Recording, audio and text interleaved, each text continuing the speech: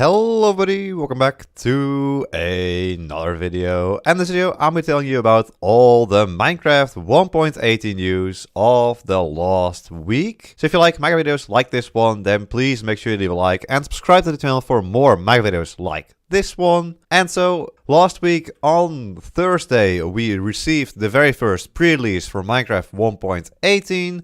Link to the review of that pre-release is in the top right hand side of your screen. And so after the pre-release we've gotten a couple of tweets by the Minecraft developers on what is happening at Mojang and what they are working on. And so I'll go through those in this video. And if pre-release 2 releases today, then of course I will also make a video on that update as well. But for now, let's just go over the developer tweets from the last week. So we start off by a tweet from Hendrik. He's a Minecraft game designer, developer and coach at Mojang. And so he says, I had forgotten how many of these little lakes spawn in plains in Minecraft 1.17. Wow, won't miss those. Yeah, so look at this. These are all the little small water lakes that generated in the plains in 1.17. And they won't be generating in 1.18 anymore, which is great because these just looked awful. And the new water features and rivers and stuff like that look way better. So really excited to see all the new little changes and little features that will just make your Minecraft experience a whole lot better. And then we also get some confirmation here on the lava lakes. So we already know the water lakes are going, but here, Kirill asks if the lava lakes will be staying, since it's useful for speedrunning. And Henrik says yes, those small surface lakes are staying, trying to decide if they should be able to spawn inside mountains or not. What do you think? And he also mentions this is definitely a last minute decision. So it does mean we'll keep seeing these little lava lakes and they might even generate in the mountains as well. Then in the first pre-release we got an amplified world type and the large biomes world type back. And so King Bedox here tweets about this and he also says that indeed they will remove the caves world and the floating islands world because we were never quite supporting them to begin with.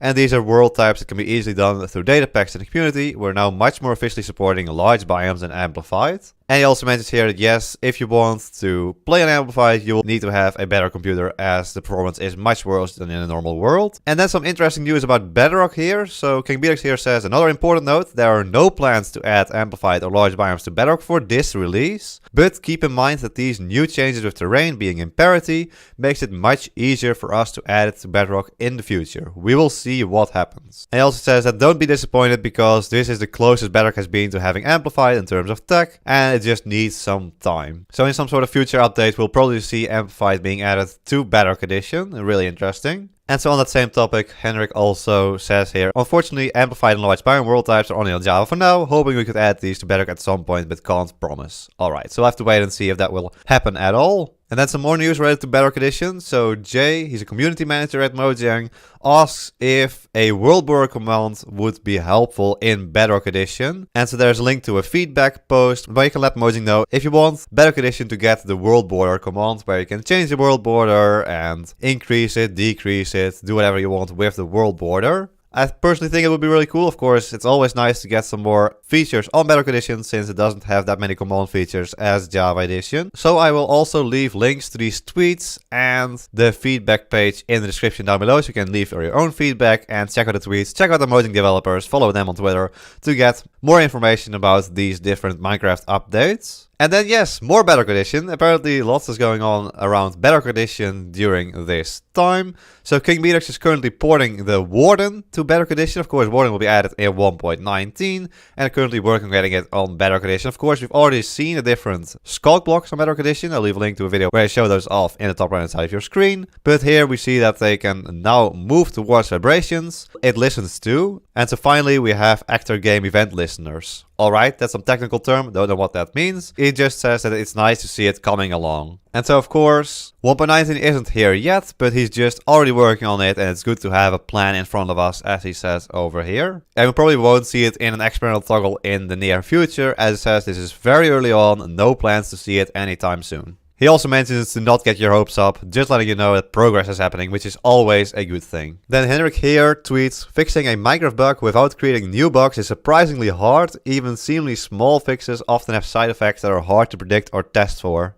And so this is also main reason why they take the pre-releases, the release candidates to fix bugs and make sure that the final release doesn't have any major bugs that would break the game. But yeah, fixing one bug could make 10 other bugs come into existence. So it seems like a quite difficult job. I think the Mojang team is doing very awesome work on getting these bugs fixed. So that's good to know. And an example of one of these bugs, Henrik says over here, the difference between savanna villages and other villages is that the farms try to follow the terrain, leaving exposed water. This is an old bug, but it gets revealed in full glory in the new 1.18 terrain, just one of the many bugs on the list. Yeah, look at that. So every single farm in the savanna village can have these water sources on it, and once the block updates, because the farmland grows next to it or whatever, the water just leaks out and flows all the way down the mountain, making it look horrible. Then some really interesting news here. So King Bedox tweets, feedback needed. We're thinking on how to solve the persistence issue with mobs. Currently there are issues where zombies, for example, will pick up an item that is dropped, such as chicken eggs or glowing sacks, and as a result become persistent without player intervention. So this can cause performance problems with many persistent mobs that are unintentional. What do you think about mobs only becoming persistent when picking up items that are dropped by players or dispensers? Would this break any significant farms, and if it did, could you fix them? So the main problem here is that you have, for example, zombies that can pick up items, and some items just randomly spawn in your world, like chicken eggs or glowing sacks by glow squid dying from egg souls, whatever.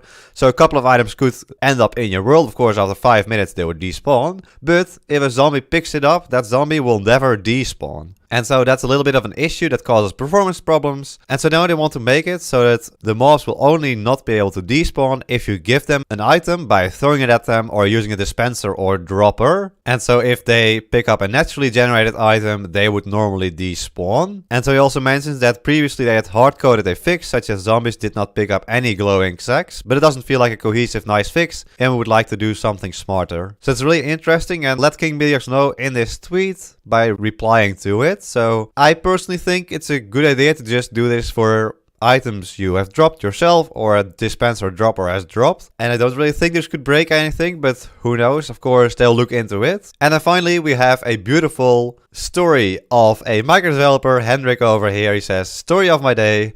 You grab a bug from the list, you try to solve it, you realize that you don't know how to fix it, or it is too risky to fix during a pre-release. Write down what you learned for whenever we fix it, and then go back to 1. Yeah, so there's a pretty much endless list of bugs for Minecraft. There are probably thousands, maybe even tens of thousands of bugs they can fix. And so most of them are just, yeah, probably can't fix this for this pre-release. Let's move on to the next one. It's really interesting to see what the Mojang developers are currently doing, but that's pretty much it. And so that is all of the Minecraft news from the past week. Really interesting to see what the Minecraft developers are working on and how they're getting through their days while working on the pre-releases. And so if you like this video, then please make sure you leave a like and subscribe to the channel for more Minecraft 1.18 videos and Minecraft 1.19 videos once we get 1.19 news. But anyway, there we go. I want to thank my tier member, the Spickler. Thank you so much for becoming a tier 3 member. If you also want to become a member, click the blue join button below the video to check out the different tiers. But there we go. I hope you all enjoyed this video. So in the next one. So until then,